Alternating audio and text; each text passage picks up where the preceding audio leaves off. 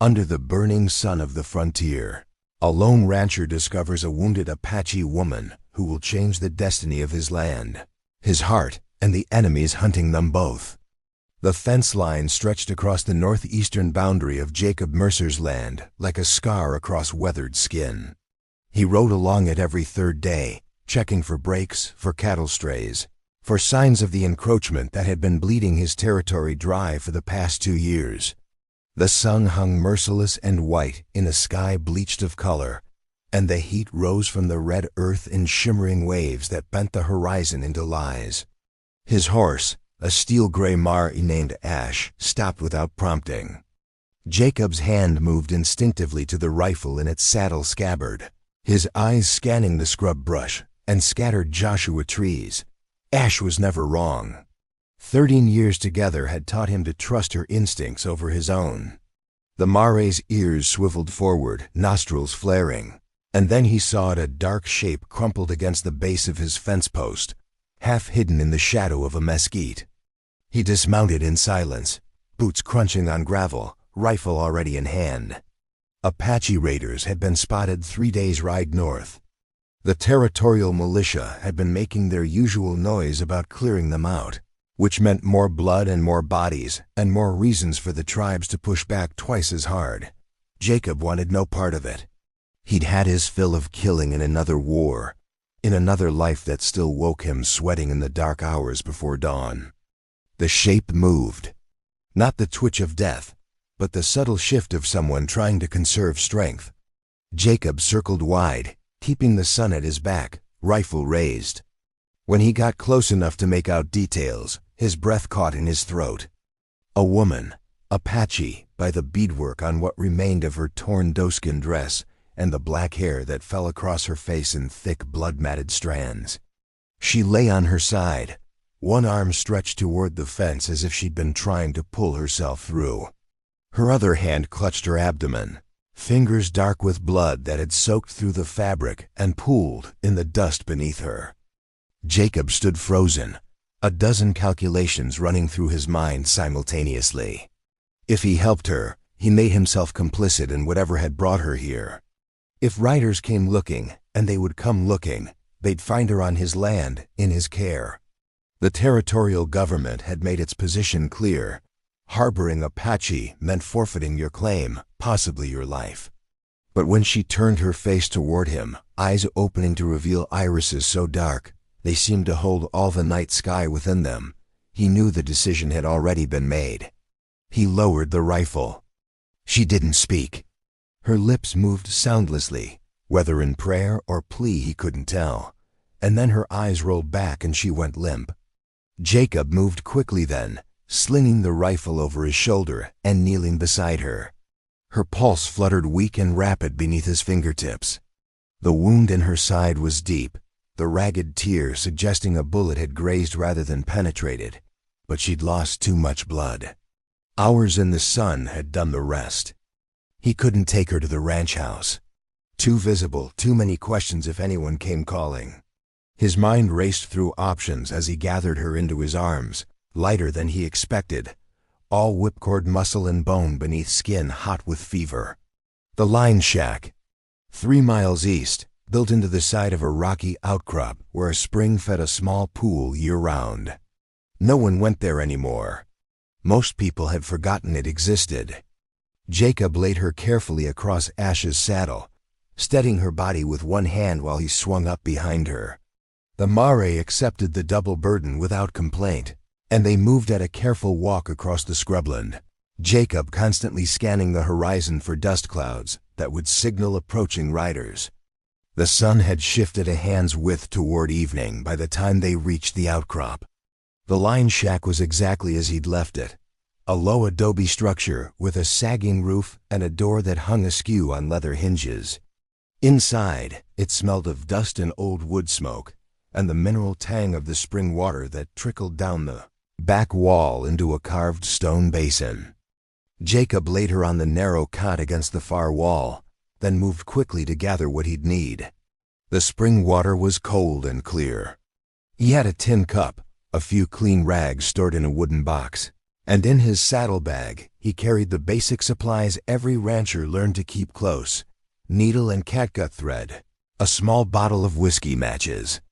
He cut away the ruined dress with his knife, working with clinical efficiency to expose the wound. The bullet had carved a furrow across her ribs, deep enough to bleed heavily, but not deep enough to puncture lung or vital organs. Lucky, if you could call anything about her situation lucky. He cleaned it as best he could, the cold spring water making her body jerk even in unconsciousness. The whiskey came next, and he watched her face tighten with pain even though she didn't wake. The stitching took time. His hands, calloused and rough from years of hard work, moved with surprising delicacy. Each pull of the thread closed torn flesh, and he worked in the fading light that slanted through the single window, sweat dripping from his brow to splash on her skin. When it was done, he sat back on his heels and studied her face in the orange glow of the sunset now flooding through the doorway. She was beautiful in a way that made his chest ache: high cheekbones and a strong jaw, lips full even in unconsciousness, and those thick falls of black hair that he'd cleaned of blood and sweat as best he could. There was a small scar above her left eyebrow, a thin white line that spoke of old violence survived. She looked to be perhaps 25 summers, though with the hard life of the tribes, she could have been younger. Jacob had been alone on his land for 7 years. 7 years since Martha died bringing their stillborn daughter into the world. Since he'd buried them both on the hill overlooking the valley and sworn he'd never let another soul close enough to hurt him that way again. 7 years of silence broken only by the wind and the cattle, and Ash's occasional snort of commentary on his solitary existence. Now this woman lay unconscious in his line shack, bringing with her the promise of complications he couldn't begin to fathom. He built a small fire as darkness fell, just enough to warm the space, and boil water for willow bark tea. It would help with the fever when she woke, if she woke. He'd done what he could, but infection was a killer on the frontier, indiscriminate and merciless. Jacob settled against the wall opposite the cot, rifle across his knees, and waited. Outside, coyotes began their evening chorus.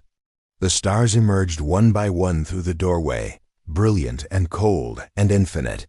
And somewhere in the darkness, men with guns and hatred in their hearts were searching for the woman who now breathed shallow and fast in the firelight, her life balanced on a knife's edge that Jacob had somehow made his responsibility to guard. The fever came with the deep night, when the desert cold seeped through the adobe walls, and the fire had burned down to glowing embers. Jacob heard her breathing change first, from shallow and steady to ragged and desperate, punctuated by small sounds of distress that never quite became words. He moved to her side immediately, laying the back of his hand against her forehead. Her skin burned. The infection he'd feared was taking hold, faster than he'd hoped to manage. He had hours, maybe less, to break the fever or lose her entirely. The spring water became his ally. He soaked the rags and laid them across her forehead, her throat, the insides of her wrists where the blood ran closest to the surface. When they grew warm, he replaced them with fresh ones, a rhythm that carried him through the darkest hours. The willow bark tea he'd prepared, he worked between her lips a few drops at a time, massaging her throat gently to encourage swallowing. She thrashed occasionally, her body fighting battles he couldn't see. Once, her hand shot out and gripped his wrist with surprising strength, fingers digging into his skin as her eyes opened, unseeing, lost in whatever fever dream held her. Her lips moved, forming words in her native tongue, rapid and urgent. Jacob didn't understand the language, but he heard the fear in it, the desperation. He covered her hand with his own, applying gentle pressure until her grip relaxed, and she fell back into restless unconsciousness. By the time dawn began its slow gray seep through the window, the fever had broken. Jacob felt it in the way her breathing eased, the way the terrible heat began to recede from her skin. He slumped back against the wall, exhausted, his shirt soaked through with sweat despite the morning chill. He'd been awake for nearly 30 hours straight, and his body was making its protest known. but he couldn't sleep yet. He needed to check the wound, change the dressing, make sure infection hadn't set in too deeply. He needed to ride back to the ranch house, gather more supplies, check for signs of searchers. He needed to be smarter about this than his tired brain wanted to allow. Jacob forced himself upright and went to examine the stitches. The flesh around them was red and swollen, but not the angry streaked red that meant sepsis spreading.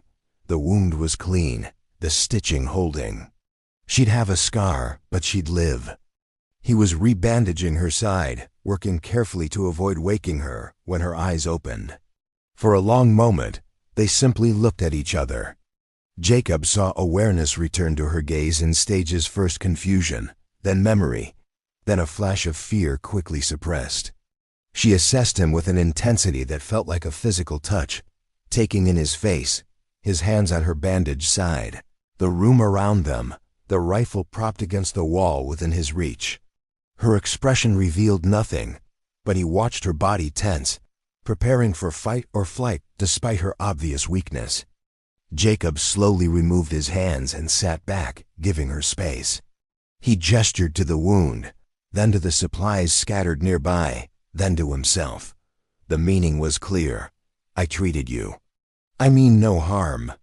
She watched him for another long moment, then her gaze shifted to take in more details.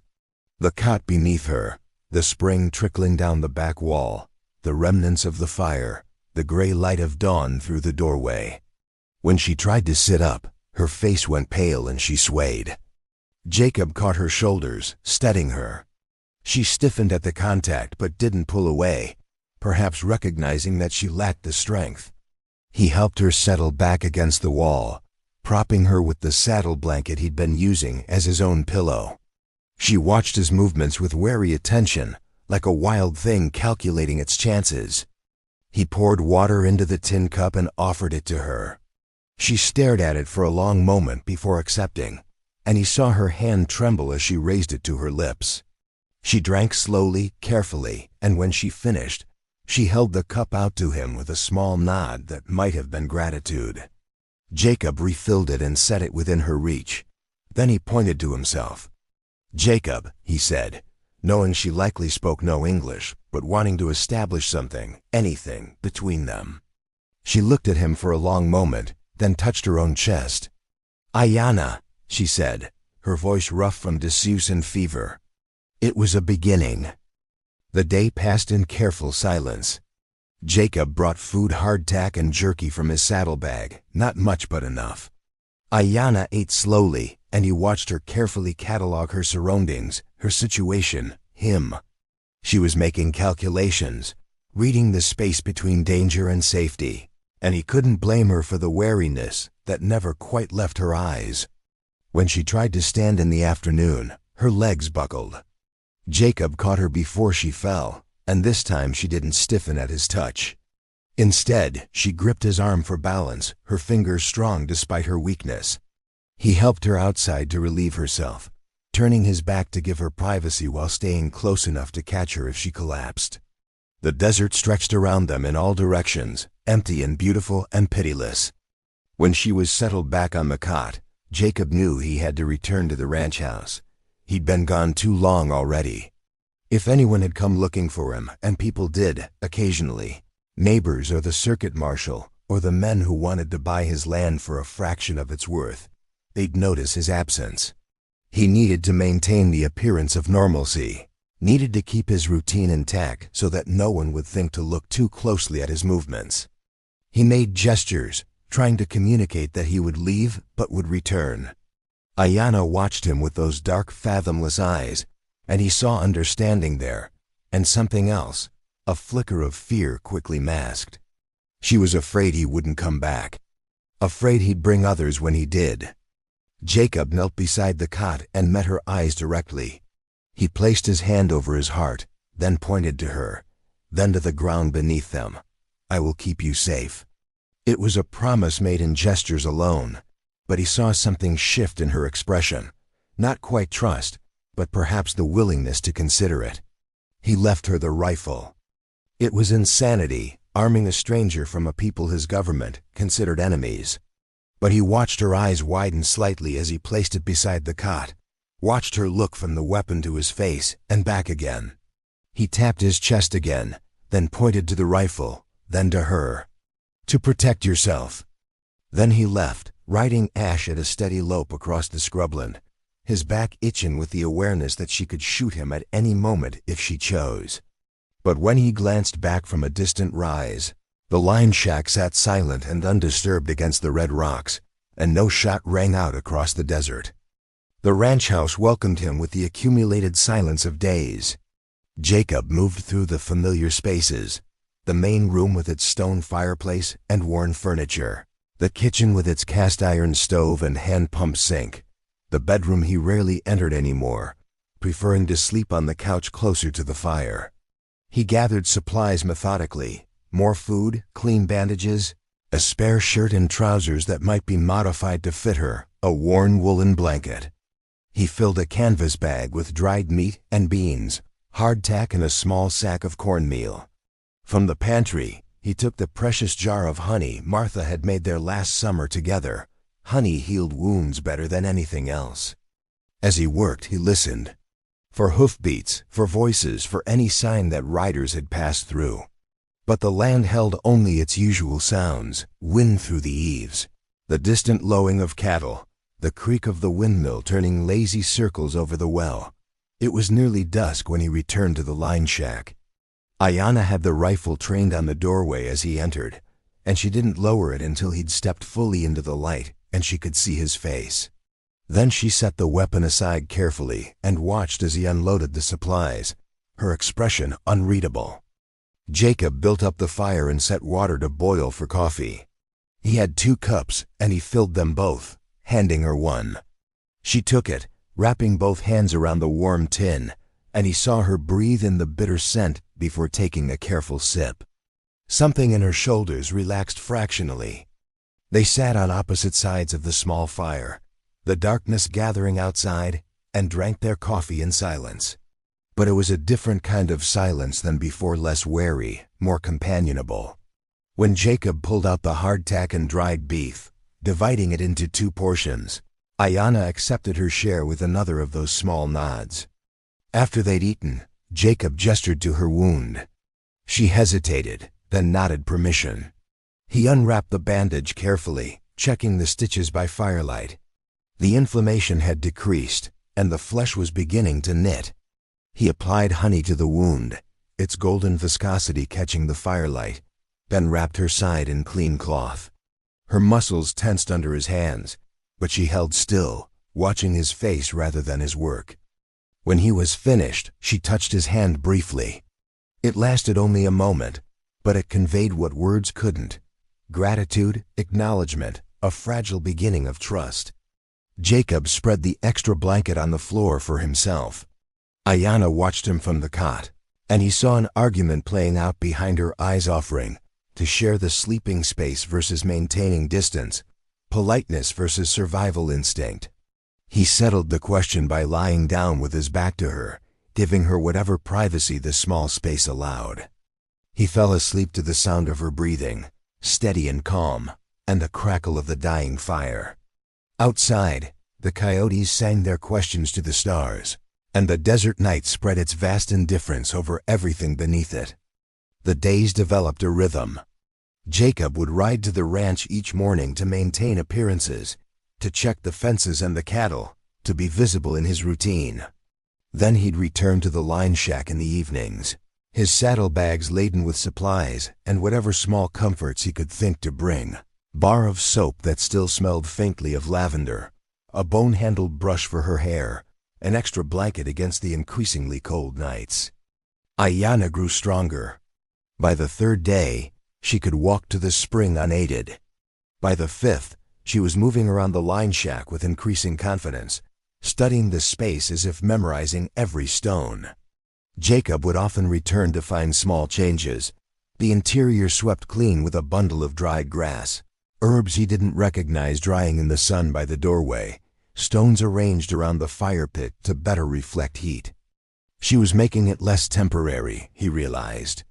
Making it, if not a home, then at least a habitable space. The thought stirred something in his chest that he didn't want to examine too closely.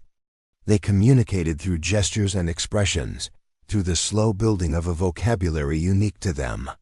Jacob would point to objects and say their names in English. She would repeat them, her accent transforming familiar words into something exotic and musical. Then she'd touch the same objects and offer their names in her language, and he'd stumble through pronunciations that made her lips quirk in what might have been amusement. Water, fire, sky, star, Sue. One evening, as the sun painted the desert in shades of amber and rust, Jacob was teaching her the English word for horse. Ash stood hobbled nearby, grazing on the sparse grass that grew around the spring. Ayanna approached the mare slowly, and Jacob watched as she extended her hand, letting Ash catch her scent. The horse, usually standoffish with strangers, immediately nuzzled into Ayanna's palm. Ayanna's face transformed. The wariness that had become her constant mask dropped away, revealing something luminous beneath. She stroked Ash's neck with gentle confidence, murmuring words in her own language, and the horse leaned into the touch. Jacob found himself staring, his chest tight with an emotion he couldn't name. When Ayanna looked up and caught him watching, their eyes held for a moment too long. Color rose in her cheeks the first time he'd seen her blush, and she looked away quickly, focusing her attention back on the horse. But something had shifted between them in that moment, something that made the space inside the line shack feel both smaller and more charged. That night, as they sat by the fire after their evening meal, Ayanna pointed to the scar above her eyebrow. Then she made a cutting gesture, pointed to herself as a child, hand held low to indicate height, and gestured to show someone striking her. Her face remained impassive as she conveyed the story, but her eyes held old pain. Then she pointed to Jacob, to his hands, and made a questioning gesture. It took him a moment to understand. She was asking about his scars, the ones that crossed his knuckles and forearms, the puckered mark on his shoulder that ached when rain was coming. She was offering her story, asking for his in return. Jacob looked down at his hands, rough and marked by violence and labor in equal measure. Where to begin? With the war that had carved pieces from his soul. With the desperate battles fought on blood-soaked fields far from this desert. With the men he'd killed, the friends he'd buried, the innocence he'd lost so thoroughly he could barely remember what it felt like to possess it. He pointed to his chest, to where his heart beat beneath layers of muscle and bone and scar tissue. Then he made a breaking gesture, his fist clenching and opening, pieces falling away. War, he tried to convey, broken. Ayanna watched him with those dark eyes that seemed to see past all his carefully constructed defenses. Then she leaned forward and placed her hand over his heart, pressing gently, her palm warm through his shirt. She nodded slowly, and he understood. I see your brokenness. I carry my own. They sat like that for a long moment, her hand on his chest, his breath coming shallow and fast. Then she withdrew, settling back on her side of the fire, but the connection remained, an invisible thread spun between two people who'd survived things that should have destroyed them. The next morning, Jacob awoke to find her gone. Panic seized him immediately. He grabbed his rifle and rushed outside, scanning the landscape with desperate intensity. Had she run? Had riders come in the night? Had he been a fool to trust, to let his guard down to? Then he saw her. She stood on the rocky outcrop above the line shack, silhouetted against the pink and orange dawn, perfectly still. As he watched, she raised her arms, speaking or singing, he was too far to hear, to the rising sun. It was a ritual, he realized, something sacred and private. He lowered the rifle and retreated back into the line shack, giving her that privacy. When she returned an hour later, her face held a peace he hadn't seen before. She met his eyes, acknowledging that he'd seen her, that he'd chosen not to intrude. Another thread added to the growing connection between them. But that afternoon, as Jacob prepared to ride back to the ranch, he saw the dust cloud on the horizon. 3 riders coming from the northeast at a steady pace. too far away yet to identify, but close enough to be a problem. Jacob's blood went cold. He turned to Ayanna, and from the way her body had gone rigid, the way her eyes tracked the approaching dust, he knew she'd seen them too. She grabbed his arm, her fingers digging in with urgent pressure. She pointed to the riders, then to herself, then made a motion like cutting a throat. "They're hunting me. They'll kill me." Jacob's mind raced. The riders would pass within a mile of the line shack, close enough to see smoke from a fire, close enough to investigate anything unusual. He couldn't hide her here. The ranch house? No, too obvious, and if they searched ... Ayanna was already moving. She grabbed the few belongings she'd accumulated: a water skin, a knife Jacob had given her, the extra blanket. She moved toward the doorway, clearly intending to run, to lead the danger away from him. Jacob caught her shoulder, stopping her. She turned, and the look in her eyes nearly broke him: gratitude and regret, and a terrible kind of resignation. She believed she was going to die, and she was going to do it somewhere far from him, so he wouldn't pay the price for his kindness. He shook his head firmly. Then he pointed to Ayanna, to himself. He made a writing gesture, pointed to the south, away from the approaching riders. "We run together." She stared at him, incomprehension and hope warring in her expression. He could see her trying to understand why this white rancher would throw away everything: his land, his safety, his life, for an Apache woman he barely knew. Jacob didn't try to explain. He wasn't sure he could explain it to himself. He just grabbed his rifle, his saddlebags, and Ayanna's arm, pulling her toward the horse. They had perhaps 30 minutes before the riders would be in visual range. 30 minutes to disappear into the vast emptiness of the desert, to become ghosts in the landscape. As he swung into the saddle and pulled Ayanna up behind him, her arms wrapped tight around his waist, he felt her body pressed against his back, her heart hammering against his spine. Ash leaped forward at his command, and they rode hard toward the southern horizon, toward the maze of canyons and badlands where a person could lose themselves for days if they knew the land. Behind them, the dust cloud of the approaching riders grew closer, and Jacob knew, with absolute certainty, that he'd just crossed a line he could never uncross. Whatever life he'd known before, the solitary existence, the careful distance from anything that could hurt him, was gone. He'd chosen her. He'd chosen this, and there would be no going back. The sun climbed toward its apex as they rode. Ash was strong and sure-footed, but carrying two people in this heat would exhaust her quickly. Jacob guided them south and east, toward a region of shattered stone and deep arroyos that he'd explored years ago while tracking a mountain lion that had been killing his calves. The land there was treacherous hidden drops, flash flood channels, caves that went back into darkness. But it was also a place where tracks could be hidden, where pursuers could be evaded. Ayanna's arms around his waist were the only thing keeping her on the horse as Ash navigated the increasingly rough terrain. Jacob could feel her breathing against his back, fast and shallow, and he knew her wound was paining her. He'd pushed the healing too fast, asked too much of a body that needed rest. But rest was a luxury they no longer possessed. After an hour of hard riding, Jacob slowed Ash to a walk and guided her down into a wide arroyo. The walls rose 20 feet on either side, smooth sandstone carved by centuries of seasonal floods. He dismounted and helped Ayanna down, watching her face pale as she tried to hide the pain. He led Ash deeper into the arroyo, following its meandering path until it branched into 3 channels. He chose the middle one, narrower than the others, and they walked the horse through it for another quarter mile. Here, the arroyo twisted back on itself in a tight bend, and on the inside of the curve, erosion had carved a hollow space beneath an overhang. It wasn't quite a cave, but it offered shade and concealment. Jacob helped Ayanna into the hollow, and she sank down with a small sound of relief. He could see sweat beading on her forehead, see the way she held her side.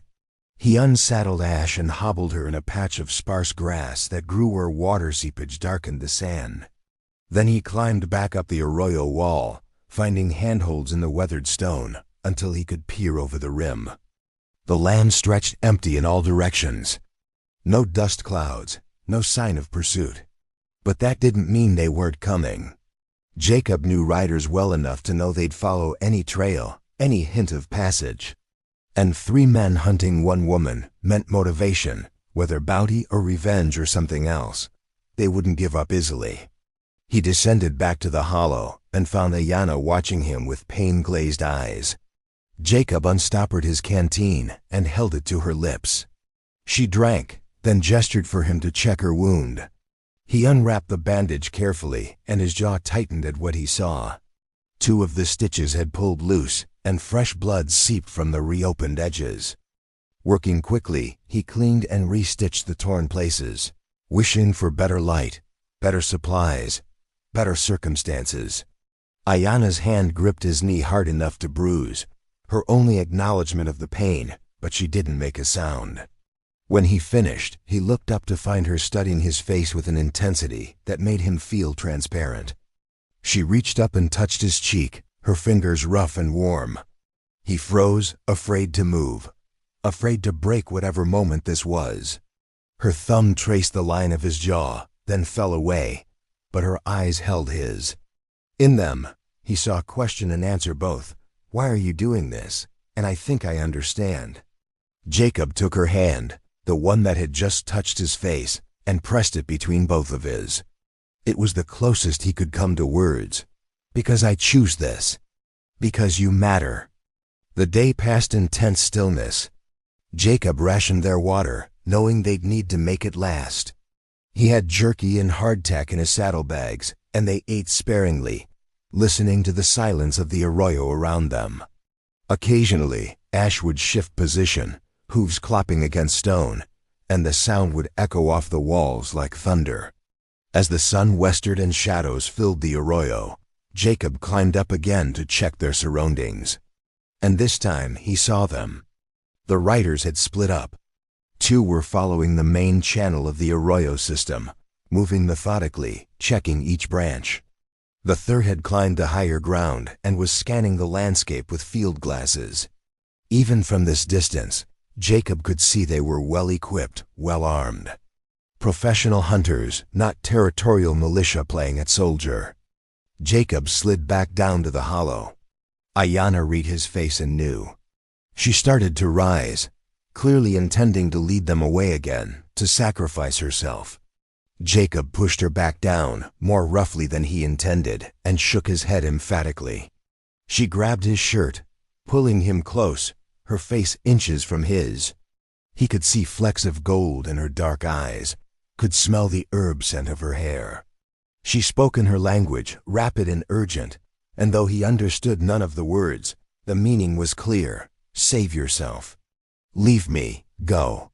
Jacob cupped her face in his hands, forcing her to meet his eyes.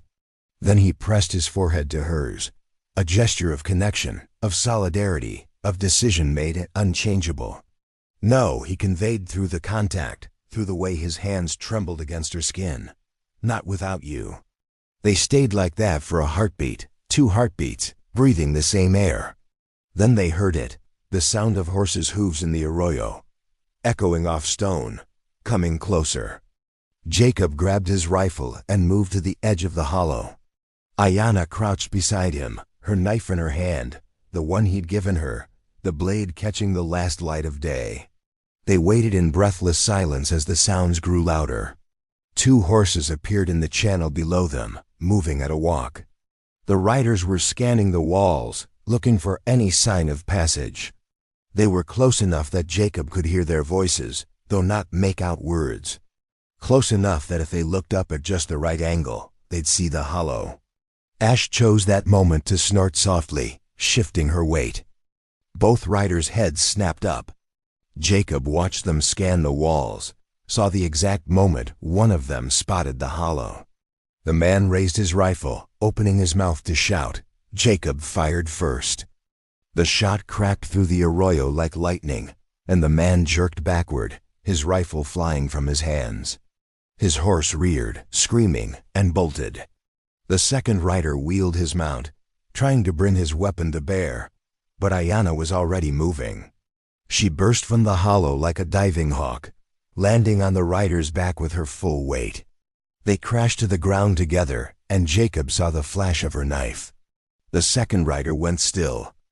Jacob scrambled down to the arroyo floor, his ears ringing from the rifle shot, his heart hammering. The first man he'd shot was still alive, gasping, clutching his shoulder. The bullet had taken him high on the left side, painful and debilitating, but not immediately fatal. Ayanna crouched over the second man, her knife red, her breathing hard and fast. When she looked up at Jacob, something feral looked out from her eyes. This was who she'd been before injury and vulnerability, a warrior, a survivor, someone who'd learned to kill or be killed. Jacob made a decision he knew he'd carry for the rest of his life. He raised his rifle and pointed it at the wounded man. The man's eyes went wide, and he started to beg, words tumbling out in a panicked stream. Jacob didn't listen. He pulled the trigger. The echo of the shot faded into silence, broken only by the frightened sounds of horses somewhere in the distance. Jacob lowered the rifle, his hands shaking. He'd killed men before, in the war, but this was different. This was calculated. This was murder, by any definition his conscience could muster. Ayanna rose and came to him, her bloodied knife still in her hand. She looked at his face, seeing the cost of what he'd just done written there. Then she took his hand, the one not holding the rifle, and placed it against her throat where her pulse beat strong and steady. "You chose life," her gesture said. "Mine, yours, ours." But there was no time to process it. The third rider, the one with the field glasses, the one on higher ground, would have heard the shots, would be coming fast. And now they'd killed 2 men, which meant any hope of explaining, of talking their way out, was gone. Jacob grabbed the reins of one dead man's horse. The other had vanished into the maze of arroyos and helped Ayanna mount. He swung onto Ash, and they rode hard and fast through the gathering dusk, deeper into the labyrinth of stone. Behind them, faint but growing louder, came the sound of pursuit. The moon rose full and silver, painting the desert in shades of blue and black. They rode through the night, switching between the horses to preserve their strength. Jacob lost track of time, of distance, aware only of the need to keep moving, to put miles between them and the man hunting them. Near dawn, they found another place to rest, a cave this time, real and deep, with petroglyphs on the walls telling stories centuries old. Jacob built no fire. They ate cold food and drank warm water and sat in the darkness listening. Ayanna leaned against him, her head on his shoulder, too exhausted to maintain distance. Jacob wrapped his arm around her, feeling her heartbeat against his side, and stared out at the pale line of approaching dawn. He'd killed 2 men to keep her alive. He'd abandoned his ranch, his life, everything he'd built over 7 solitary years. And sitting there in the dark with her warm weight against him, he found he didn't regret it. The surprise was how little it scared him, this feeling growing in his chest like a fire catching hold. They'd have to keep running. The man who'd escaped would bring others. The territorial government would put a price on their heads. The Apache tribes, if they found them, might kill Jacob on sight for being white. And Ayanna carried something he'd begun to suspect, that men would kill for, something beyond her own life that made her valuable and endangered. But as the sun rose and painted the cave entrance in shades of rose and gold, as Ayanna stirred against him and looked up with eyes that held trust he didn't deserve, Jacob understood that he'd found something he'd thought dead in himself. The capacity to care, to fight, to choose someone else's survival over his own safety. It was terrifying and exhilarating in equal measure, and there was no going back. They moved like ghosts across the desert, following dry creek beds and stone trails that left no tracks. Jacob's knowledge of the land served them well. He knew where water could be found, where caves offered shelter, where sightlines betrayed or protected. But they were fugitives now, and the weight of it pressed on him with every mile. On the 3rd day of running, Jacob realized Ayanna was leading them. Subtly, incrementally, she'd been guiding their direction.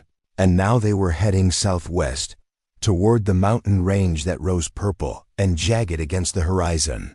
He said nothing, content to follow, understanding that she had a destination in mind. That night, camped in a stand of juniper that offered concealment, Ayanna finally shared what she'd been carrying. She unwrapped a bundle he'd seen her protect carefully since the line shack, a piece of tanned hide folded and refolded, bound with rawhide cord. She opened it with reverent hands, and in the firelight Jacob saw what lay within. A necklace, though calling it that seemed inadequate. It was made of silver unusual among the Apache. He knew wrought into shapes that seemed to flow and transform, depending on how the light caught them. Turquoise and coral were inlaid in patterns that hurt to look at directly, as if they contained depth that shouldn't exist in flat surfaces. And at the center hung a stone unlike anything Jacob had ever seen, translucent and dark, with flecks of gold that seemed to move within its depths. Ayanna held it carefully, not putting it on, just letting him see. Then she began to tell its story through gestures and the few English words she'd learned. The necklace was old. Old, she emphasized, her hands spreading to convey vast spans of time. It had been made by her people's ancestors when they first came to this land, made to seal a covenant with something spirits, the land itself. Jacob couldn't quite understand. But what he did understand was that it held power. Not metaphorical power, not symbolic real power that could heal or harm, that could bring rain or drought, that could protect or destroy. Ayanna pointed to herself, then to the necklace. She'd been chosen as its guardian, a role that came with sacred duty and terrible burden, and men wanted it. White men who'd heard legends and wanted to possess the power for themselves. Some to exploit, some to destroy. The riders hunting her weren't after her. They were after this. Jacob stared at the necklace, his practical mind warring with what his eyes were showing him. He'd seen enough inexplicable things on the frontier to know that dismissing the spiritual world was foolish. He'd seen a Apache medicine man cure a snakebite that should have killed. He'd seen water witches find springs in the most impossible places. He'd felt the presence of something vast and other in the deep desert nights. Ayanna wrapped the necklace carefully and tucked it back into her clothing, close to her skin. Then she looked at Jacob with an expression that broke his heart-shame and hope and desperate need all tangled together. She'd burdened him with this knowledge, made him complicit in protecting something that men would kill for. She was giving him the chance to walk away now that he understood the true cost. Jacob reached across the fire and took her hand. He didn't need to speak. His presence was answer enough. But that night, as he lay sleepless while Ayanna slept beside him, Jacob understood the full weight of what he'd taken on. This wasn't just about protecting one woman anymore. This was about protecting something sacred to her people, something that the encroaching white civilization would corrupt or destroy if given the chance. It was about standing against forces that had armies and governments and manifest destiny on their side. It should have terrified him. Instead, it clarified things. The next morning, they reached the mountains. Ayanna led them up a trail so faint Jacob would never have found it on his own, climbing through pine forests that smelled of resin and shadow. Near midday, they emerged into a hidden valley, a bowl of green surrounded by sheer cliffs, fed by a spring that tumbled down moss-covered rocks. It was paradise hidden in stone, untouched and perfect. And they weren't alone. The Apache camp revealed itself gradually, wickiups tucked among the trees, smoke from cooking fires rising in thin columns. Jacob's hand went to his rifle, but Ayanna touched his arm, shaking her head. She called out in her language, her voice carrying across the valley. People emerged from the shelters. Warriors first, armed and ready, then others, women, children, elders. They stared at Jacob with expressions ranging from hostility to confusion. A white man here, in their hidden sanctuary, brought by one of their own. It violated every protocol, every safety measure that kept them alive. An older man stepped forward, his face a map of wrinkles, his eyes sharp and assessing. He spoke to Ayanna, his tone demanding. She responded, gesturing to Jacob, to herself, to the mountains they'd crossed. The conversation went on for several minutes, rapid and intense, and Jacob stood silent, knowing his life hung on words he couldn't understand. Finally, the elder turned to Jacob. He studied him for a long moment, then spoke in English, accented but clear. "She says you killed white men to protect her. She says you abandoned your home, your land. She says you know of the sacred trust she carries." Jacob met the elder's eyes. All true. Why? It was the question Jacob had been asking himself. Why risk everything for a stranger? Why choose her over safety, over the life he'd known? The answer came to him fully formed, something he'd known in his bones before his mind caught up. Because some things matter more than survival. The elder's eyes narrowed. "Pretty words, white man. But words are wind. Your people have used many pretty words to steal our land, kill our children, break every promise." "I know," Jacob said simply.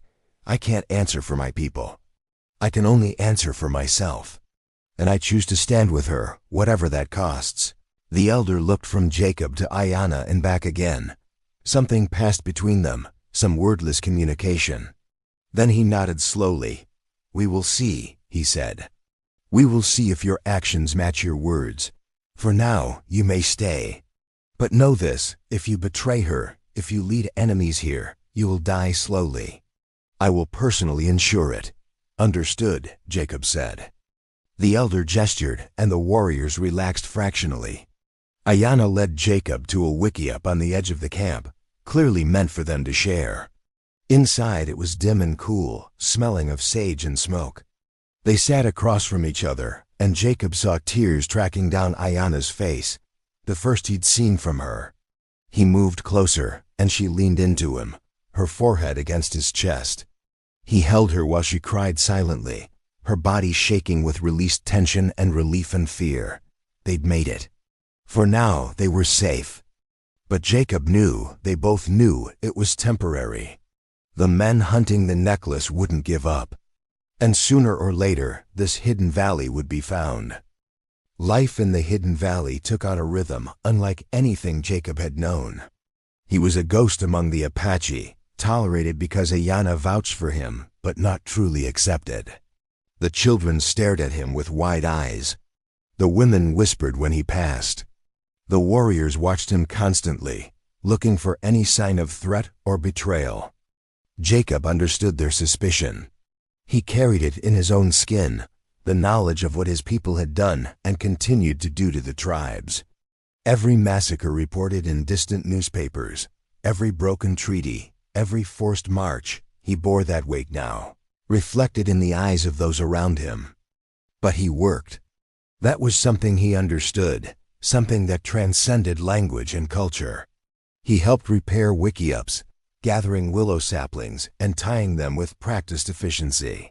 He hunted, bringing back deer and rabbits to the communal stores, never keeping the best cuts for himself. He tended horses with a gentle hand that the animals trusted and the Apache noticed. Slowly, incrementally, the camp began to accept his presence if not his person. A warrior named Kurik taught him to move silently through the forest, an essential skill as scouts reported increasing military activity in the surrounding territory. An old woman whose name he never learned showed him which plants were edible, which were medicinal, which could kill. Children began to play near him, no longer running when he approached. And through it all, Ayanna was his anchor, his translator, his bridge between worlds. They shared the wickiup but maintained careful distance at first, each sleeping on opposite sides of the small space. But the desert nights were cold in the mountains, and practical necessity slowly eroded the barriers between them. First, they slept back to back, sharing warmth. Then, gradually with neither acknowledging the change, they began to wake tangled together, her head on his chest, his arm around her waist, their breathing synchronized. Jacob had forgotten what it felt like to wake beside another person. Martha had been gone so long that those memories had faded to sepia tones, more idea than feeling. But Ayanna was vivid and immediate, her presence filling the spaces inside him he'd thought permanently emptied. They communicated more with each passing day. Her English improved rapidly, his grasp of her language more slowly, but words were becoming less necessary. A glance conveyed volumes, a touch spoke clearly. They were developing the wordless language of people who trusted each other absolutely. One evening, 3 weeks into their time in the valley, Ayanna took Jacob to a place she'd been visiting each dawn, a rock outcrop that looked east toward the rising sun. They sat side by side as the sky transformed from black to gray to gold, and she taught him a song. He didn't understand the words, but he learned the melody, and they sang it together as the sun crested the mountains. When the song ended, Ayanna turned to him. In the fresh morning light, she was heartbreakingly beautiful, her dark eyes soft, her lips curved in a gentle smile, the wind moving strands of her hair across her face. She took his hand and placed it over her heart, then placed her hand over his. The gesture had become their way of saying things too big for words. But this time, she added words anyway. "Jacob," she said, his name still strange in her accent, but precious because of it. "My heart. It knows you." It wasn't "I love you." They were both too scarred, too careful for such declarations. But it was truth, offered with vulnerability that cost her. Her heart knew him, recognized him, claimed him. Jacob didn't trust his voice, so he responded the only way he could. He leaned forward slowly, giving her time to pull away, and pressed his lips to hers. The kiss was tentative at first, a question asked and answered. Then it deepened, becoming something urgent and necessary, weeks of unspoken longing pouring into the contact. Her hand fisted in his shirt, pulling him closer, and he cupped her face, his thumb tracing the line of her cheekbone. When they finally pulled apart, both breathing hard, Ayanna's eyes were bright with unshed tears.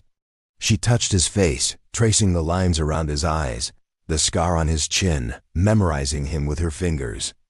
"I was dead," Jacob said, his voice rough. "Before I found you. I'd been dead for 7 years. I just hadn't stopped moving. You brought me back." Ayanna leaned her forehead against his. "You saved my life," she said. "You gave me yours to protect mine. I see you, Jacob, all of you, the broken places, the scars. I see, and I double quote." She struggled for the English word, then switched to her own language, a phrase that sounded like water over stones. "What does that mean?" he asked. She smiled. "It means to choose someone. To say, this one, my heart walks with this one." She paused. "There is no word in English that is enough." "There never is," Jacob agreed, and kissed her again. They descended from the outcrop as the camp below began to stir, and Jacob felt the eyes on them as they walked close together, shoulders touching. Everyone would know now. The white man and the sacred guardian, their lives bound together in ways that complicated everything. The elder, whose name Jacob had learned was Nahiosi, called him over that afternoon.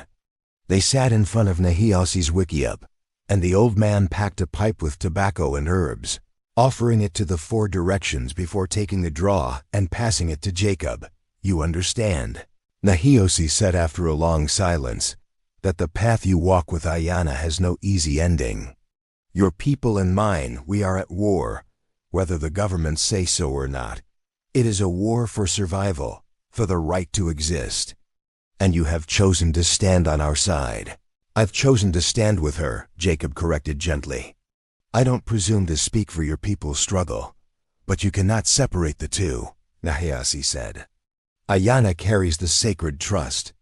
It is not merely an object of power, it is a promise, a responsibility. To protect her is to protect what she guards. And what she guards is the heart of our people's connection to this land." Jacob nodded slowly. "I'm beginning to understand that. Are you?" Nahiosi's eyes were sharp.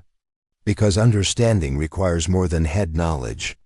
It requires accepting that you may die for this, that you will be hunted by your own people, that you can never return to the life you had. It requires choosing, every day, to walk a path that leads to suffering and sacrifice. I've made that choice, Jacob said quietly. Every morning I wake up, I make it again. Nahiosi studied him for a long moment, then nodded. I believe you, but belief is not guarantee. We have been betrayed too many times to trust easily. So I will tell you this, white man whom my granddaughter has chosen, if you ever, through action or inaction, bring harm to her or to the sacred trust, your death will be a mercy compared to what will follow. I understand, Jacob said. And he did. Good. Nahiosi took another pull on the pipe. Now, there are practical matters. Scouts report that a large group of white men, heavily armed, are searching the mountains. They have Apache trackers with them, traitors to our people who have sold themselves for white man's money. They will find this valley eventually. We must decide, do we stand and defend, or do we disappear again, moving deeper into the mountains? Jacob's jaw tightened. How long before they reach us? Days, perhaps a week. Then we need to decide quickly. Jacob paused, then asked the question that had been burning in him. The necklace, what exactly does it do? If I'm going to help protect it, I need to understand what we're fighting for. Nahiosi was silent for so long that Jacob thought he wouldn't answer. Then he said, it is a key. A bridge. It connects the people who wear it to the land itself, to the spirits that dwell in stone and water and wind. In the right hands, it can heal. It can bring rain. It can show the paths between worlds. But in the wrong hands, he shook his head. In the wrong hands, it becomes a weapon. It can corrupt. It can destroy. And it will destroy the person who wears it, eating them from within. Why do the white men want it then, if it's that dangerous? Because they do not believe in the danger. They see only the power. And they think their science, their civilization, can master what our people have tended carefully for generations. Nahiosi looked at Jacob. You have seen what happens when white men take what is not meant for them. You have seen the buffalo slaughtered, the land torn open, the water poisoned. The sacred trust in their hands would be the same exploitation without understanding, power without wisdom. Jacob nodded slowly. He understood now. This wasn't just about protecting Ayana, though that would have been enough. This was about keeping something precious out of the hands of people who would destroy it through ignorance and greed. We fight, he said. We make our stand here.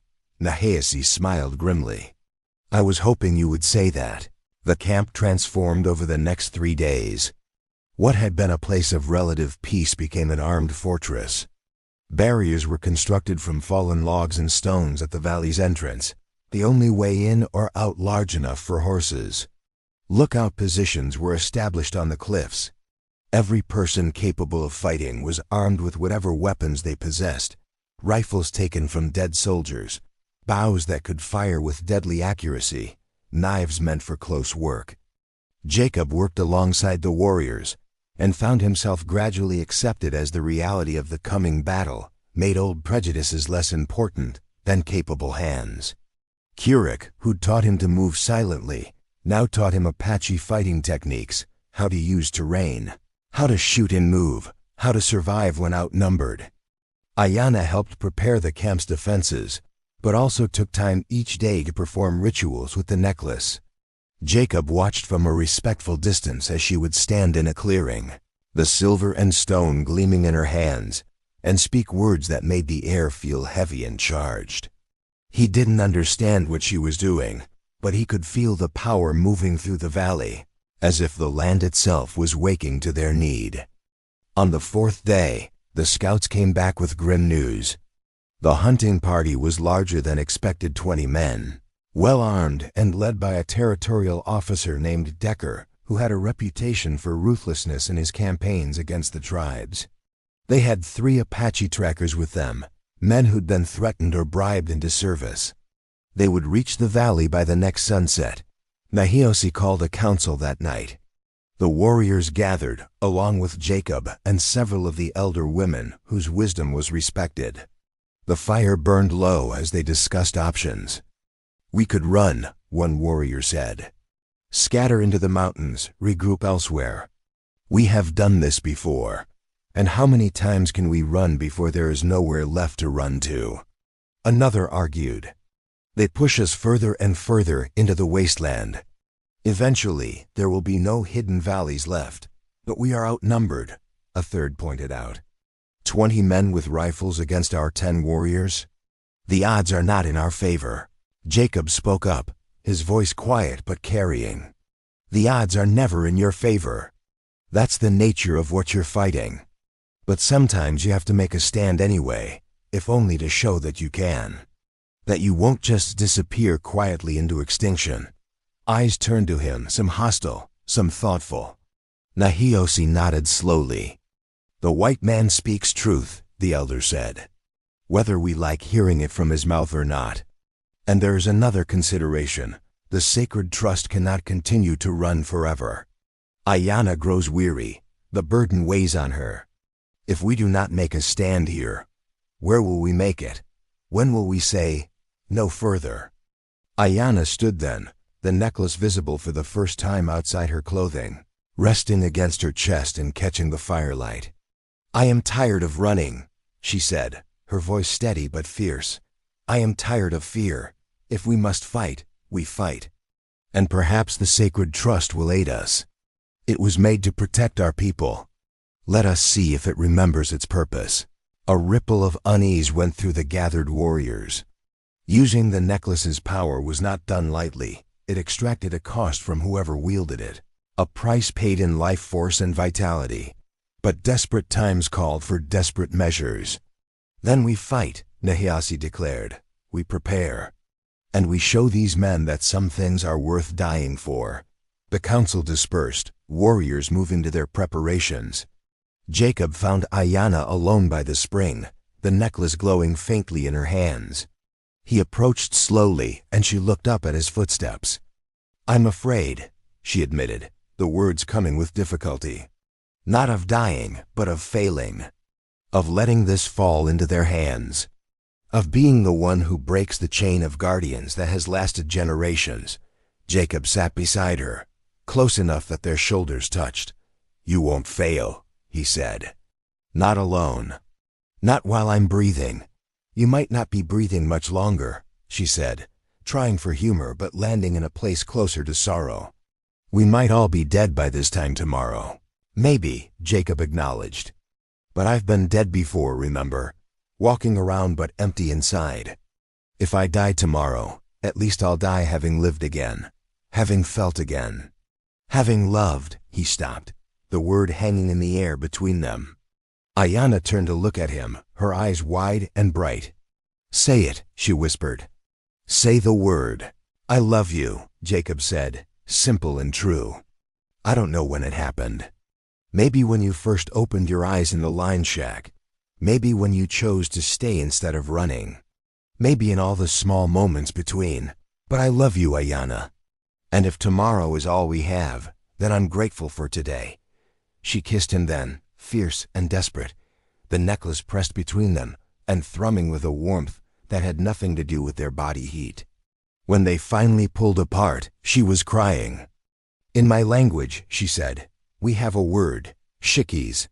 It means my heart, my love, the one I choose above all others. You are my shikis, Jacob Mercer.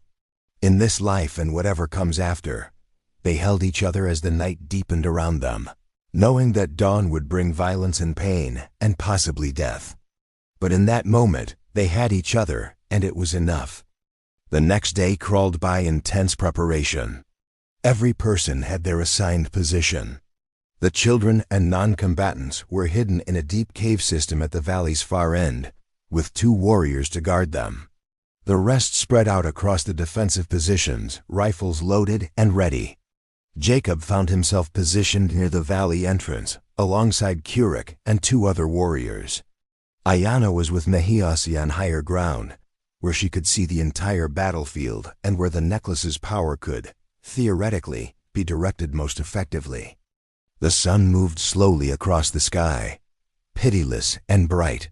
Jacob's mouth was dry despite the water he sipped periodically. His hands remembered the weight of the rifle, the familiar feel of death-dealing wood and metal. He'd hoped never to hold a weapon in anger again. But hope, he'd learned, was a luxury the frontier rarely afforded. As the sun touched the western peaks, painting the valley in shades of amber and crimson, the lookout gave a low whistle. They were coming. Jacob's heart hammered as the first riders appeared at the valley entrance. They moved cautiously, aware they were entering a potential trap. Decker, identifiable by his officer's coat and the authority in his bearing, held up a hand to halt his men. He surveyed the valley with field glasses, taking in the barriers, the defensive positions, the fact that the Apache weren't running. Then he called out, his voice carrying across the distance. "I am Captain John Decker of the Territorial Army. I'm here for the Apache woman known as Ayana, wanted for theft of sacred artifacts and murder of white citizens. Surrender her and the item she carries, and the rest of you can go free." Silence answered him. The valley held its breath. Decker tried again. "I know you're there. I know you can hear me. This doesn't have to end in bloodshed. Just give us the woman and what she stole." From the high ground, Ayana's voice rang out clear and strong. "I stole nothing. The sacred trust is mine to guard, given to me by my ancestors and by the spirits of this land. You are trespassing on sacred ground. Leave now, and no blood will be spilled." Decker laughed, the sound harsh and ugly. "Sacred ground? This is American territory, sweetheart. And you're a fugitive. Last chance surrender, or we come in and take you by force." Nahiosi's voice answered, ancient and implacable. "Then come. And learn that some things cannot be taken, only defended until the last breath." Decker's expression hardened. He made a sharp gesture, and his men began to advance. Jacob sighted down his rifle, his breath coming slow and steady, his body remembering rhythms burned into muscle memory during the war. Beside him, Kurek drew his bow, the string creaking. In positions across the valley, other defenders did the same. The first shot rang out, not from the defenders, but from Decker's men, a warning shot, or perhaps just impatience. It ricocheted off stone near Nahiosi's position. And then the world exploded into violence. The battle for the valley began in chaos and coalesced into a brutal, grinding fight. Decker's men charged the entrance, firing as they came. But the narrow gap in the barriers forced them into a bottleneck where the Apache defenders could pick them off. Jacob fired methodically, each shot carefully aimed, each one finding its mark. Men fell screaming or went down silent, and horses reared and bolted, adding to the confusion. But Decker's men were disciplined and well-trained. They dismounted and took cover, returning fire with devastating accuracy. Bullets whined off rocks and thudded into wood. One of the warriors near Jacob took a round in the shoulder and fell back, cursing in his language. Kurek moved to cover his position, his bow singing as arrow after arrow found targets. The battle raged as the sun sank lower, painting everything in shades of red that made the blood splashing across rocks look black. Jacob lost track of how many times he reloaded, how many faces appeared in his sights and then disappeared. His world narrowed to the rifle, the targets, the desperate need to hold the line. Above, on the high ground, Ayana stood with the necklace raised, chanting in her language. Jacob couldn't hear the words over the gunfire, but he could feel something building, a pressure in the air like before a lightning strike. Decker, seeing his frontal assault stalling, split his forces. Half continued the attack on the entrance while the other half, led by one of the Apache trackers, began scaling the cliff walls to get behind the defenders. It was a smart tactical move, and Jacob's heart sank as he realized their position was about to be flanked. He shouted a warning, but Nahiosi had already seen it. The elder sent 2 warriors to intercept the climbers, but that meant weakening the main defensive line. Decker's men pressed their advantage, surging forward as covering fire intensified. A bullet creased Jacob's ribs, burning like a brand. He grunted and dropped behind cover, hand pressed to his side. When he pulled it away, his palm came back red. Not deep, but painful. He forced himself upright and kept firing. That's when the earth began to shake. At first, Jacob thought it was his imagination, shock from the wound. But then everyone felt it, a deep, resonant trembling that grew stronger by the second. Horses screamed and bolted. Men staggered, trying to keep their footing. Rocks tumbled down the cliff faces, and dust rose in choking clouds. Ayana stood at the center of it, the necklace blazing with light too bright to look at directly, her voice rising in a crescendo that seemed to shake the very foundations of the mountains. Power radiated from her in waves that Jacob could feel even at this distance, a force ancient and terrible and beautiful. The trembling reached a peak, and then the valley's entrance. The narrow gap that was the only way in or out collapsed. Thousands of tons of rock came crashing down, burying Decker's position and sealing the valley as effectively as a cork in a bottle. The thunderous noise of the collapse went on, echoing off the peaks. When it finally stopped, dust hung in the air so thick that visibility dropped to a few feet. In the ringing silence that followed, Jacob heard sobbing. He climbed from his position and stumbled through the dust toward the high ground where Ayana had been standing. His ribs screamed with every step, but he ignored it, fear driving him forward. He found her collapsed on the stone, the necklace dark beside her, Nahayasi cradling her head in his lap. Her face was pale, her breathing shallow, and blood trickled from her nose and ears. What did she do? Jacob demanded, dropping to his knees beside her. What happened? The price, Nahayasi said, his voice heavy with grief. The sacred trust demands payment for such power. She called on the earth itself, asked it to defend us. And it answered. But the cost ... He shook his head. Jacob gathered Ayana into his arms, and her eyes fluttered open. They were unfocused, dazed. Jacob, she whispered. I'm here, he said, his voice breaking. I'm right here. Did we win? Jacob looked around at the settling dust, at the massive rockfall that had sealed the valley, at the surviving warriors slowly emerging from their positions. Half their number was wounded, 2 were dead, but they'd survived, they'd held. Yes, he said. We won, Ayana smiled faintly. Good, her eyes closed again. The next hours were a blur of activity. The wounded were tended. The dead, both Apache and Decker's men, were dealt with according to their customs.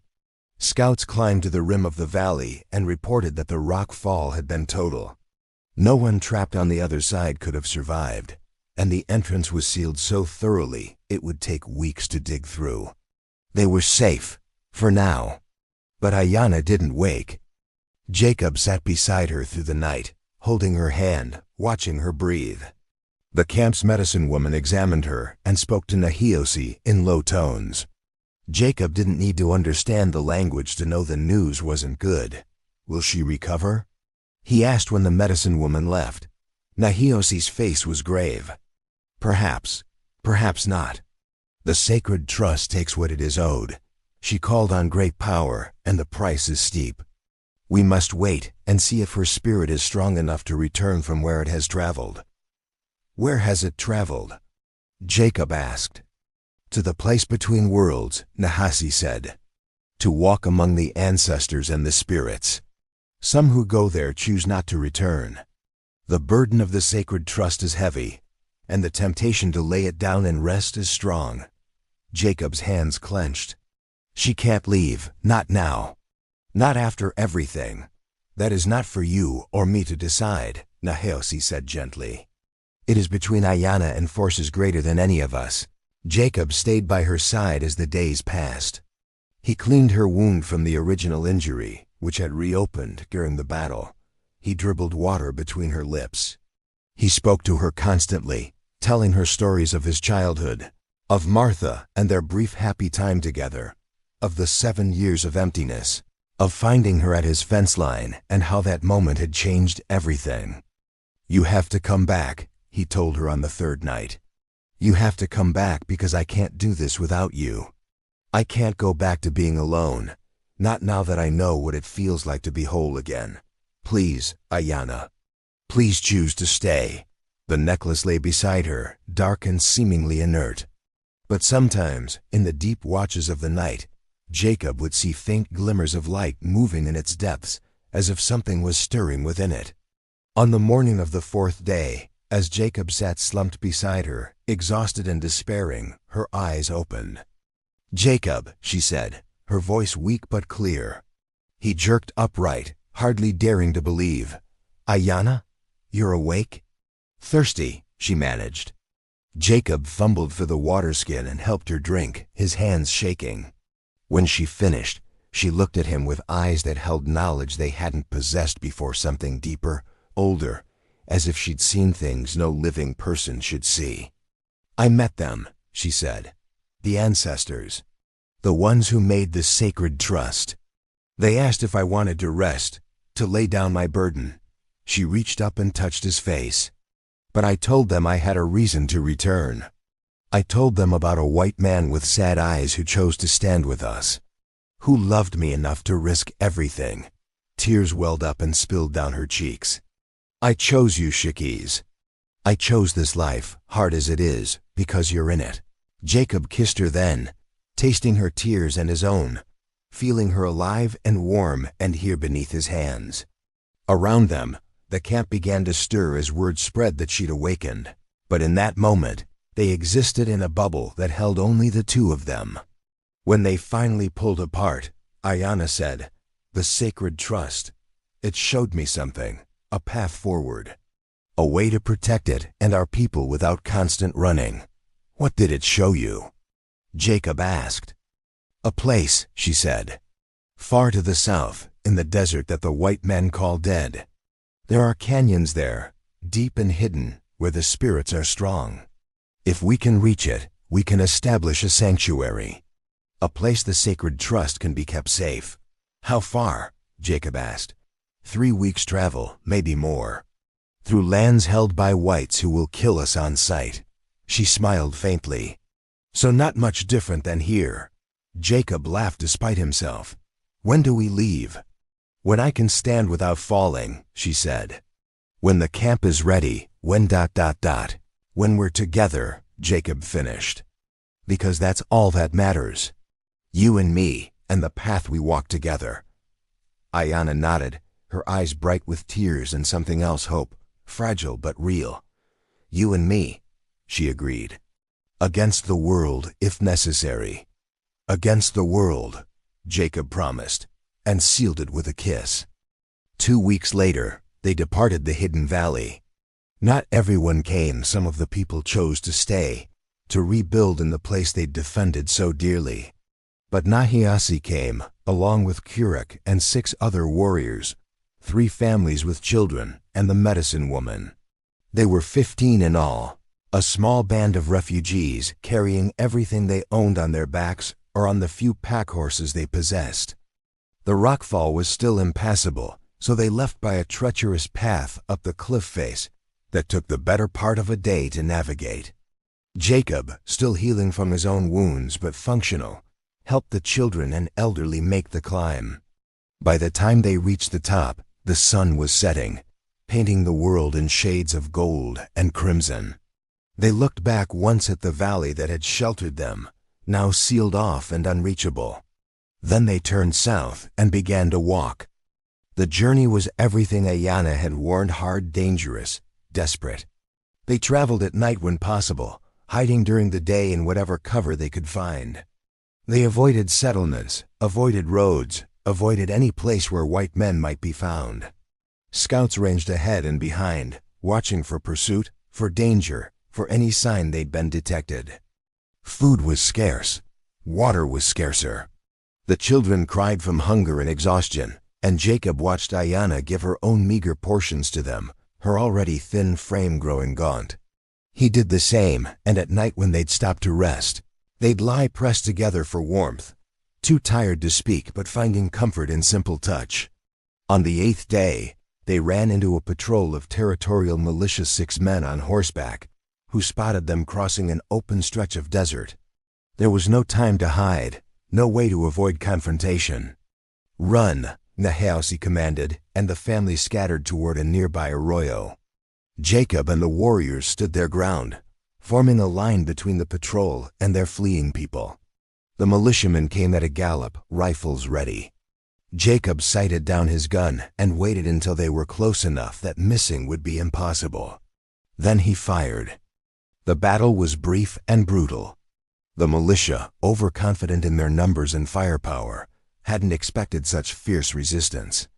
Jacob and the warriors fought with the desperation of people protecting their families, and when it was over, 4 militiamen lay dead and 2 had fled back the way they'd come.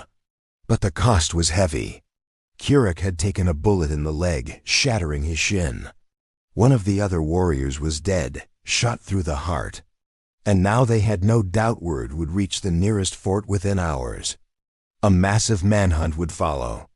"We have to move faster," Ayanna said, her face pale as she examined Kirik's injury. "If we don't reach the canyons before they organize a proper search, we won't reach them at all." Jacob looked at Kirik, who was trying not to show his pain. "Can you ride?" "I can do what I must," Kirik said through gritted teeth. They fashioned a travois to carry him, and they moved as fast as they dared, pushing everyone to their limits. The children whimpered, but kept walking. The elders leaned on staffs and walking sticks and kept moving. And Jacob found reserves of strength he didn't know he possessed, driven by the knowledge that stopping meant death for everyone he'd come to care about. On the 12th day, they saw the dust clouds on the horizon. 3, 4, maybe 5 groups of riders, all converging on their position. The hunt had begun in earnest. How far to the canyons? Jacob asked Ayanna. She consulted the landmarks, her eyes tracking the distant mesas. 2 days. "Maybe less if we don't stop." "Then we don't stop," Jacob said. What followed was a nightmare of endurance. They walked through that day and into the night, the moon their only light. They walked through the next day, the sun beating down mercilessly, the dust clouds growing closer. The children had to be carried. The elderly stumbled and were supported. Kirik's fever rose, and he drifted in and out of delirium. And behind them, always behind them, the hunters came closer.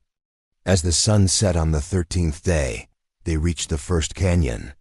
It was a crack in the earth, narrow and deep, invisible until you were almost upon it. A path led down, steep and treacherous, carved by ancient water or ancient hands. "Down," Ayanna said. Quickly, they descended single file, helping each other, some of the warriors staying above to cover their retreat. Jacob could hear shots now, distant, but growing louder. The lead riders had spotted them. He was near the rear of the column when the first bullet started whining off the rocks around him. He turned, rifle raised, and saw riders cresting the ridge above. He fired, dropped one, fired again. Beside him, Nahiosi was doing the same, the old man's hand steady despite his age. "Go," Nahiosi said. "I'll hold them." "Not without you," Jacob said. "Boy," Nahiosi said, and there was affection in the word despite its sternness. "I'm old, I'm slow, and I've lived a full life, but that girl down there, she needs to survive. The sacred trust needs to survive, so you go, you protect her. And you tell her that her grandfather died doing what he always promised, defending his people." Jacob wanted to argue, wanted to refuse, but another volley of shots forced him to duck. When he looked up, Nahiosi pushed him toward the path. "Go," the old man shouted. "Go, and don't look back." Jacob went. He scrambled down the path, his heart breaking, his eyes burning with tears he had no time to shed. Above him, he heard Nahiosi's rifle firing again and again, heard his voice raised in a war cry that echoed off the canyon walls. And then, after a final shot, silence. Jacob reached the canyon floor and found Ayanna waiting, her face stricken. She'd heard. She knew. "He chose this," Jacob told her. "He chose to give us time." Ayanna nodded, tears streaming down her face, but there was no time to grieve. The rest of the riders would be coming. They had to reach the sanctuary. They ran deeper into the canyon system, following paths that Ayanna seemed to know instinctively, or perhaps the necklace was guiding her. its surface glowing faintly, even in the dim light. The canyon twisted and turned, branched and rejoined, a maze that only someone with intimate knowledge could navigate. After an hour of running, they reached a place where the canyon wall squeezed so close that a person had to turn sideways to pass through. On the other side, the canyon opened into a vast amphitheater, walls soaring hundreds of feet on all sides, and in the center, a pool of water fed by a spring that trickled down the sheer rock face. "This is it," Ayanna said, her voice filled with awe. "The sanctuary. I can feel it. The spirits are strong here. They will protect us." As if in response to her words, the necklace blazed with light, brighter than Jacob had ever seen it. Ayanna lifted it over her head and walked to the pool. She spoke in her language, words of power and plea and promise, and lowered the necklace into the water. The effect was immediate and stunning. The water began to glow, light spreading from where the necklace touched it until the entire pool shone like captured moonlight. The light climbed the walls, and where it touched, petroglyphs that had been invisible before appeared, symbols and figures that seemed to move and breathe. And in the narrow entrance to the amphitheater, something shimmered into existence. A barrier, translucent but solid, that sealed the sanctuary from the outside world. Jacob stared in amazement. "What is this place?" "A place of power," Ayanna said, her face illuminated by the glowing pool. "Made by the ancestors to shelter the sacred trust in times of greatest need. As long as the necklace remains in these waters, this place is protected. No one who means harm can enter." As if to test her words, shouts echoed from the canyon behind them. The riders had followed their trail. Jacob heard them reach the narrow entrance, heard them try to force their way through, but the barrier held. Shots rang out, bullets sparked off it, but it didn't even ripple. Frustrated curses faded as the riders realized they couldn't break through. Eventually, the sounds of their retreat echoed back through the canyon system. Jacob sank to his knees, exhausted beyond measure, his wounded ribs screaming, his body pushed past every limit. Around him, the surviving members of their band were doing the same, collapsing with relief and grief mingled. Safe at last, but at such terrible cost. Ayanna knelt beside him, and they held each other, too tired to speak. Around them, the sanctuary glowed with ancient power, and the water sang with a sound like distant music. They'd made it. Against impossible odds, through unimaginable hardship, they'd reached the place that could keep them safe. But as Jacob looked at the faces of the survivors, fewer than had started the journey, marked by loss and trauma, he wondered what safety meant anymore. What life meant, in a world that wanted them dead simply for existing, for daring to protect something sacred. The first days in the sanctuary passed in a haze of exhaustion and recovery. The survivors claimed spaces among the scattered ruins that dotted the amphitheater, ancient structures, built by people long forgotten, their purpose unknown, but their protection still strong. The families made homes in these spaces, hanging blankets for privacy, arranging what few possessions they'd carried into semblances of order. Jacob tended to the wounded. Curic's leg, miraculously, began to heal faster than should have been possible. The medicine woman attributed it to the water from the glowing pool, which seemed to have properties beyond the ordinary. She made poultices with it, gave it to drink, bathed wounds in it. And people healed. Jacob's ribs, which had been a constant source of pain, knitted cleanly and quickly. The children who'd been starving filled out as game proved surprisingly abundant in the canyon system. Rabbits and deer, that seemed almost tame, as if they too recognized the sanctuary's protection. But Ayanna grew quieter. Jacob would find her sitting by the pool, staring into the glowing depths where the necklace rested, her expression distant and troubled. On the fifth night, he sat beside her, not speaking, just present. Finally, she broke the silence. "I can hear them," she said softly. "The ancestors. They speak through the sacred trust, and they are disappointed." "Disappointed?" Jacob asked. "Why?" "Because this was meant to be temporary," she said. A shelter in times of crisis, not a permanent home. The sacred trust was meant to move among the people, to connect them to the land wherever they walked. By keeping it here, locked away in these waters, I'm failing its purpose. You're keeping it safe, Jacob said. After everything we've been through, after everyone we've lost, surely that matters. Does it? Ayana turned to look at him, and there was such pain in her eyes that it hurt to meet them. My grandfather died to bring us here. Hurik will walk with a limp for the rest of his life. 2 of our warriors are dead. And for what? So we can hide in this beautiful cage while our people continue to suffer and die beyond these walls? Jacob had no answer. Everything she said was true. But he also knew that if they left this sanctuary, if they tried to return to the world outside, they'd be hunted and killed. The protection the sacred trust offered came at the cost of isolation. What do you want to do? He asked finally. Ayana stood and began pacing, her movements agitated. I don't know. I don't know what my purpose is anymore. I was chosen to guard the sacred trust, to keep it from falling into the wrong hands. But if guarding it means hiding it away where it can't fulfill its purpose, then what am I guarding? Just an object? Or the meaning behind it? She stopped and looked at the barrier that sealed the entrance. Out there, my people are being driven from their lands. They're being killed, starved, forced onto reservations where they die of disease and despair. And I'm here, safe and comfortable while they suffer. Jacob rose and went to her, taking her hands in his. You can't save everyone. You can barely save yourself. If you leave this place, you'll be caught and killed within a week. And then the sacred trust will fall into exactly the wrong hands, and everything we've fought for will be for nothing. Then what's the answer? Ayana asked, her voice breaking. How do I live with this? How do I choose between my duty and my conscience? Jacob had no wisdom to offer. He'd spent 7 years running from exactly these kinds of questions. But he pulled her close and held her while she cried, and he thought about duty and conscience and the impossible choices that came with trying to do the right thing in a world determined to make that as hard as possible.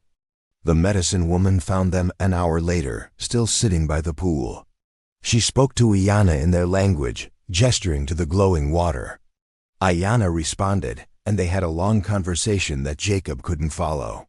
But he saw understanding dawn in Ayana's eyes, saw hope kindle where there had been only despair. What did she say? He asked after the medicine woman left. She reminded me of something, Ayana said. The sacred trust doesn't have to be worn to have power. Its presence alone, even resting in these waters, extends protection and blessing. People could come here, not to live, but to visit, to be healed, to receive guidance. She looked at Jacob, her eyes bright. We could make this a pilgrimage site, a place where our people could come when they need refuge, healing, hope. The sacred trust would serve its purpose, and we would serve ours. It was brilliant in its simplicity, and dangerous in its execution. But Jacob found himself nodding. It would mean leaving the sanctuary periodically, he said. To spread the word, to guide people here, to protect those making the journey. Yes, Ayana said. It would mean risking ourselves. But isn't that what we've been doing all along? I suppose it is, Jacob admitted. He smiled. All right then. Let's build something worth the price we've paid. Over the following months, they developed a system. Jacob would leave the sanctuary for weeks at a time, traveling carefully through the borderlands, making contact with scattered Apache bands, with other tribes, even with the few white settlers who showed sympathy to the indigenous peoples. He carried messages from Ayana, directions to the sanctuary for those in desperate need of healing or refuge. It was dangerous work. He was shot at twice, nearly captured once, and developed a reputation among the territorial forces as a white renegade, with a price on his head almost as high as Ayana's, but he moved like a ghost, using all the skills he'd learned during the war and after, and he always returned to the sanctuary alive. Hurik, recovered enough to walk with only a slight limp, became his partner in this work. The warrior's knowledge of the land and people, complemented Jacob's ability to move through white-held territory, and together they formed an effective team. Meanwhile, Ayanna tended the sanctuary. The first pilgrims arrived timidly, a family whose daughter was dying of fever, an old man with a wound that wouldn't heal, a young woman who'd lost 3 children and was pregnant with a 4th. Ayanna welcomed them all, guided them to the glowing pool, showed them how to drink its waters and bathe in its light, and they were healed. Not always physically, some wounds went too deep for even the sacred trust to mend. But they left changed, carrying something of the sanctuary's peace back into the harsh world beyond. Word spread slowly but surely. The sanctuary became legend, myth, a story whispered around nighttime fires. Some believed, some scoffed, but those who needed it most found their way. Jacob returned from one journey to find the amphitheater filled with people, dozens of them, from different tribes, speaking different languages, all brought together by need and hope. He found Ayanna teaching the group of children, her face radiant with joy, and his heart swelled at the sight. She saw him and broke away, running to embrace him. "You're back," she said against his chest. "I was starting to worry." "I'm always back," he said. "You know that." She pulled back to look at him, and he saw new lines around her eyes, new strands of silver in her black hair. They'd both aged beyond their years in the time since they'd met. But her eyes still held that same fierce light that had captivated him from the first. "Come," she said, taking his hand. "There's someone I want you to meet." She led him to a young woman sitting by the pool, an infant nursing at her breast. "This is Amma," Ayanna said. "She arrived 3 days ago. Her village was burned by settlers. Her husband killed. She had nothing, nowhere to go. But she heard the stories, and she found her way here." Amma looked up at Jacob with eyes that held too much sorrow for someone so young. But when she looked at her baby, there was tenderness there and hope. "She's going to stay," Ayanna said. "Help me tend this place, and others want to stay too.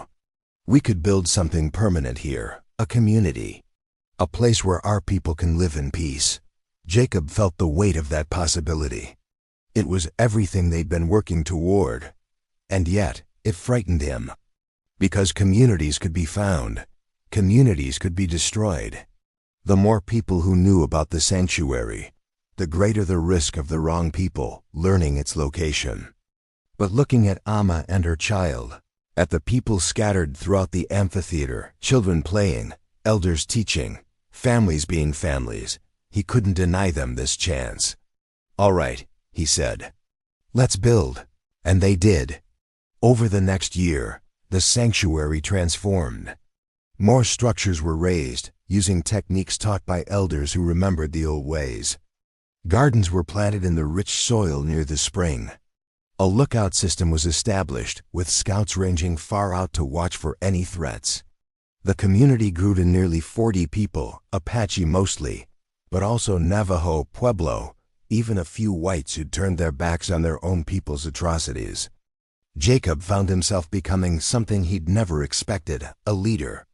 People came to him with disputes, with questions, with needs.